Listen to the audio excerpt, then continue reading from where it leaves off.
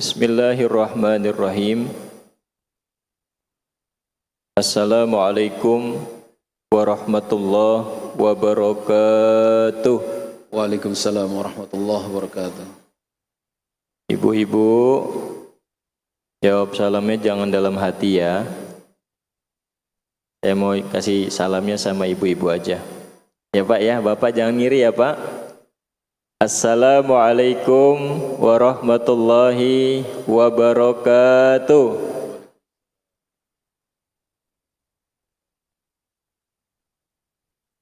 Jadi kalau masuk rumah orang, salam sekali nggak dibukain, salam 2 kali nggak dibukain, salam 3 kali nggak dibukain, pulang. Jadi jangan sampai 3 kali saya jawab salam nggak dijawab, saya pulang Pak Ustadz, saya nggak ceramah. Alhamdulillahirabbil alamin. Wassalatu wassalamu ala asrofil anbiya'i wal mursalin. Sayyidina wa maulana Muhammadin wa ala alihi wa sahbihi ajma'in, amma ba'du. Yang sama-sama kita hormati dan kita muliakan Imam Besar Masjid Istiqlal, guru kita bersama Al-Mukarram Profesor Dr. Kiai Haji Nasaruddin Umar MA, mata'alallahu bituli hayatihi wa ulumih, amin.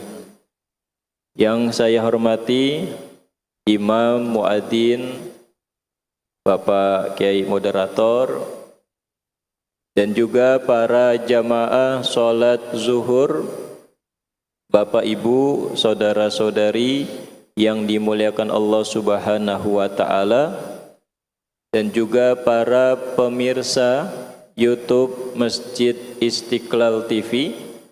Jadi Bapak bisa live juga menggunakan handphone, biar yang menyaksikannya lebih banyak Pak Kiai ya. Sambil lihat handphone, bisa ngelihat Pak Ustadz Rosid dan Pak Ustadz Mul yang ada di YouTube Masjid Istiqlal TV. Baik Bapak dan Ibu sekalian, tema kajian yang akan saya sampaikan tentang adab manusia kepada agamanya. Adab manusia kepada agamanya. Ada sebagian saudara kita yang beragama hanya setahun 2 kali. Siapa itu? Yang hanya sholat Idul Fitri dan sholat Idul Adha, selainnya nggak pernah ibadah. Agama Pak, kan saudara kita Islam, kita sendiri Islam. Mau bukti? Bapak coba lihat KTP-nya Pak, agama Islam. Jadi ada sebagian saudara kita yang melaksanakan ibadahnya, dan itu ibadah sunnah Pak. Idul Fitri, Idul Adha, sholatnya sunnah. Apakah itu salah Pak? Kita tidak lihat dari letak salah benarnya, tetapi yang kita lihat dari sisi kualitas keimanan seseorang. Jadi adab seseorang kepada agamanya itu bisa dilihat dari sisi kualitas keimanan kita kepada agama yang kita peluk. Contohnya, Bapak bangun tidur,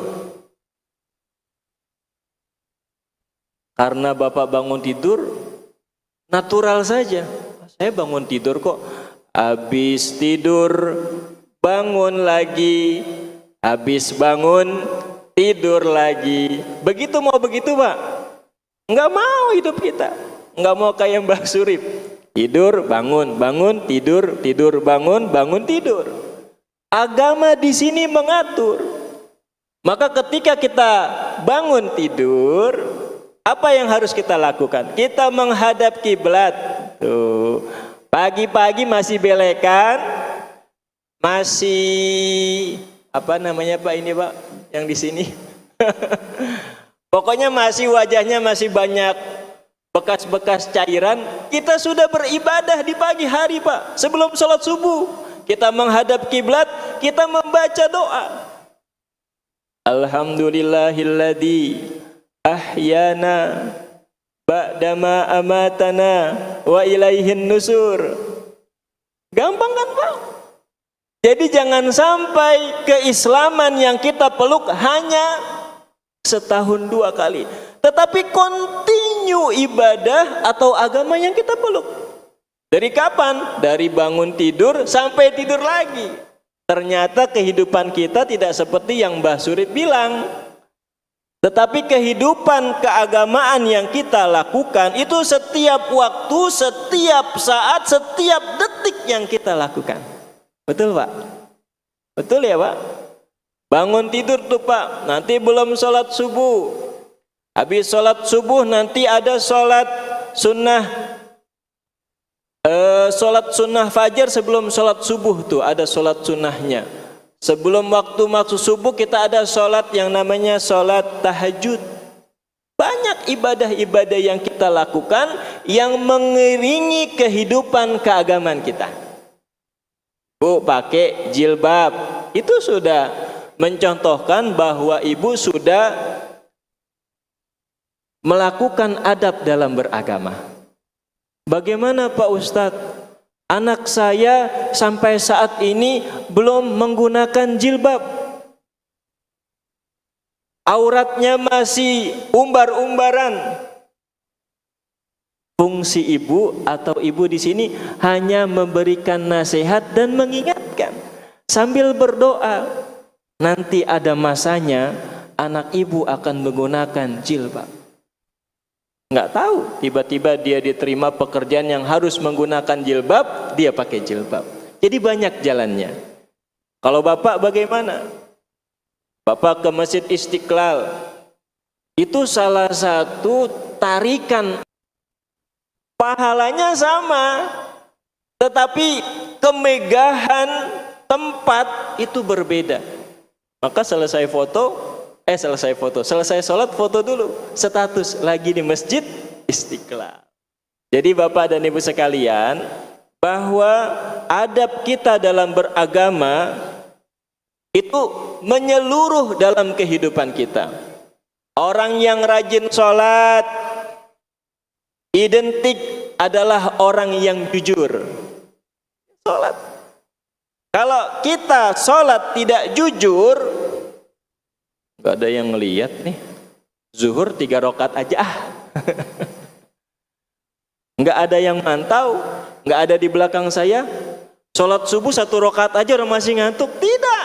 Tetapi kita laksanakan rakaat sholat tidak pernah kita kurangi, berarti kita jujur, kita tidak bohong. Maka orang-orang yang melaksanakan sholat berarti dalam kehidupan yang dia naungi atau dia jalani itu sebagaimana orang yang melaksanakan ibadah. Tetapi ada sebagian, bahkan banyak dari saudara-saudara kita, dia sholat, dia puasa, dia zakat, tetapi masih melakukan perbuatan-perbuatan yang dilarang oleh Allah Subhanahu wa ta'ala. Apa sebabnya? Sebabnya diri kita semua ini punya yang namanya apa Pak? Hawa nafsu. Bapak senang gak Pak punya hawa nafsu Pak? Dibilangin hawa nafsu Bapak bingung. Hawa nafsu itu yang membuat hidup kita bergairah. Orang dikatakan manusia itu punya hawa nafsunya Pak. Bapak kalau nggak punya hawa nafsu Pak, Bapak nggak punya anak Pak. Ibu kalau nggak punya hawa nafsu, nggak punya pasangan Pak. Maka hawa nafsu itu harus apa? Harus dikontrol, dikomandai, diatur. Jangan sampai hawa nafsu yang kita miliki diatur badan kita oleh hawa nafsu kita. Kalau jam 4 harus bangun, kita yang komando nafsu kita Pak, harus bangun. Terkadang hawa nafsu bandel. Nanti aja. Subuh kok nanti jam 5, bangun jam 4 ngapain? Tuh. Bisikin nafsunya, Pak. Tapi kalau nafsunya sudah tidak bisa dikendalikan, terus dibantu lagi dengan bisikan setan, maka tadi jatuhnya dia sholat tapi dia masih maksiat. Maka dalam melaksanakan ajaran agama yang harus kita lakukan yang pertama, jangan pernah tinggalkan perintah Allah Subhanahu wa Ta'ala ini diisi dengan perbuatan-perbuatan jahat. Jangan ada kesempatan hawa nafsu mengatur kita. Itu yang pertama, Pak. Dalam adab melaksanakan agama yang kita anut. Yang kedua, apa yang harus kita lakukan? Tadi saya berpikir, bagaimana menilai kualitas keagamaan seseorang? Apakah bisa dilihat dari sisi cara berpakaiannya? Apakah bisa dilihat dari sisi fisiknya? Apakah bisa dilihat dari kesehariannya? Ternyata kualitas keagamaan yang kita lakukan, bagaimana interaksi kita kepada sesama, kepada anak, kepada pasangan kita, kepada tetangga kita, kepada teman kantor kita, kepada bawahan kita, kepada atasan kita. Kalau kita baik kepada mereka, maka kualitas keagamaan kita itu baik. Jangan diukur dengan cara berpakaian kita, Pak. Jangan diukur bagaimana hitamnya jidat kita, tidak. Tetapi bagaimana interaksi keagamaan kita kepada sesama. Maka Rasulullah Sallallahu Alaihi Wasallam beliau berlama-lama melaksanakan ibadah di malam harinya, dan di pagi siang harinya berlama-lama berinteraksi sosial kepada sahabatnya. Apa yang dia lakukan? Yang Rasulullah lakukan, yang Rasulullah dapat nih, hari ini ada saudara yang memberikan hadiah kepada Rasulullah. Hadiahnya enggak dibawa ke rumah, ditabungin, disimpan, tidak, dikasih kepada sahabat yang punya hutang. Siapa yang punya hutang? Aku ya Rasulullah, kasih, kata Rasulullah. Siapa yang hari ini belum makan? Rasulullah kasih. Jadi interaksi hubungan sosial Rasulullah kepada sahabatnya itu yang harus kita tiru. Jadi adab kita dalam beragama, bagaimana hubungan kita kepada sesama. Ya Pak ya, jangan sampai kita marah-marahin kita punya tetangga. Jangan sampai kita marah-marahin kita punya teman kantor. Jangan sampai kita marah-marahin kita punya anak, punya istri, punya suami. Ini mulut nih, kalau nggak dijaga, berarti kelihatan kualitas keagamaan yang kita lakukan. Jadi ada salah satu pembantu Rasulullah, dia bercerita, Rasulullah itu tidak pernah berkata kasar. Kualitas keagamaan Rasulullah, bagaimana kehidupan Rasulullah dengan sesama. Ya Pak, ini nasihat buat saya. Semoga keagamaan yang kita lakukan, tahajudnya sering, puasa Senin Kamisnya sering, tapi hubungan dengan sesama, nilai-nilai ibadah yang dia lakukan kepada Allah itu harus terjawantahkan.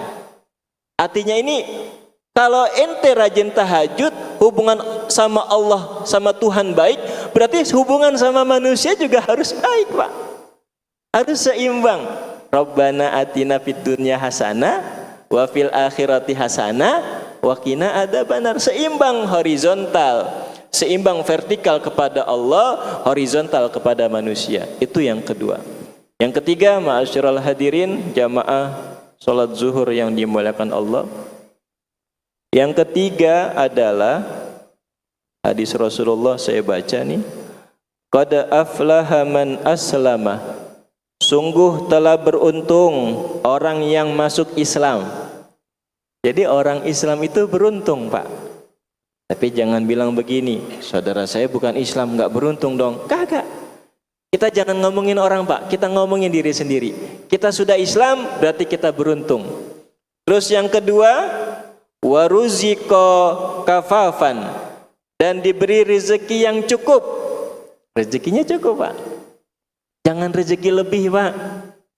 Takutnya nanti nafsu bisik-bisikin, udah punya uang lebih buat ini. Jangan. Rezeki yang cukup. Kita minta sama Allah, rezeki kita cukup. Cukup buat bikin rumah. Cukup buat beli mobil. Cukup buat jalan-jalan ke luar negeri. Pokoknya cukup. Artinya apa yang kita dapatkan itu seperti makan, Pak. Ya. Makan satu porsi kenyang, udah cukup. Saya enggak makan lagi. Ada 3 porsi nih di meja, 1 aja cukup. Enggak mampu perut saya untuk makan 3-tiganya.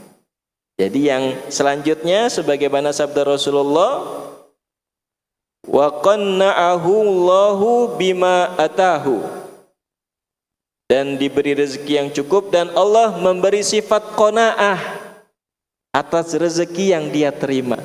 Jadi 3 tuh, dia Islam, dia cukup dengan rezeki yang dia miliki, dan qanaah, menerima pemberian dari Allah. Kok saya dapatnya segini sih, tapi si fulan dapatnya lebih banyak. Enggak begitu. Kalau qanaah itu merasa cukup, udah emang hari ini rezeki saya.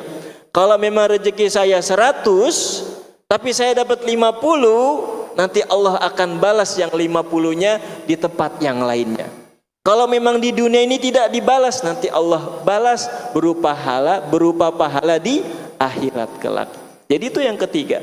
Kita merasa keislaman yang kita miliki tidak hanya cukup setahun 2 kali, tapi setiap waktu, setiap saat keislaman yang kita miliki itu menjadi adab dalam kehidupan kita sehari-hari. Terima kasih. Wassalamualaikum warahmatullahi wabarakatuh.